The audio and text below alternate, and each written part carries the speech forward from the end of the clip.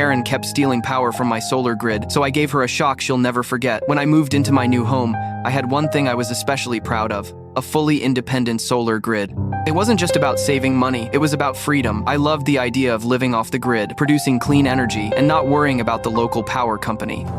Everything was running perfectly, until the HOA noticed. More specifically, Karen noticed. She was the self-appointed queen of the neighborhood, always carrying a clipboard, always snooping. At first, I thought her glares were just disapproval, but then my energy readings started showing spikes. Somehow, I was producing plenty of power, but it was vanishing overnight. That's when I checked my cameras and nearly dropped my phone. Karen had been sneaking into my yard and plugging her Tesla into my solar outlets. Night after night, she was stealing my electricity to fuel her joyrides. I confronted her, but she laughed in my face.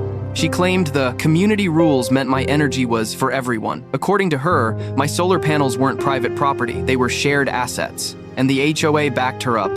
They actually wrote me a letter saying my system was excessive and that I should contribute to the neighborhood. Meanwhile, Karen kept draining my grid. My battery backups were running low, my appliances were struggling, and I was basically paying for her luxury car to cruise around town. That wasn't just entitlement, that was theft. And if the HOA wasn't going to stop her, I was going to end it myself. I made a few adjustments to the voltage on the outlet she always used. Nothing dangerous, just enough to trip her car's charging system and shut it down. The next night, right on schedule, Karen crept into my yard with her extension cord. She plugged in, smirked, and walked away. But seconds later, her Tesla started flashing error messages. The charging failed, alarms went off, and the entire car locked itself in safe mode.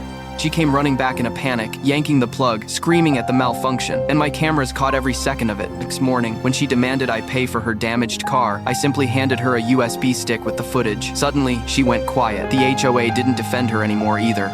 Turns out, when you have proof of theft, even Karen's power games fall apart. So, would you have exposed her like I did or gone even further? Comment below, hit subscribe, and stick around for more insane HOA revenge stories, and share where you're watching from.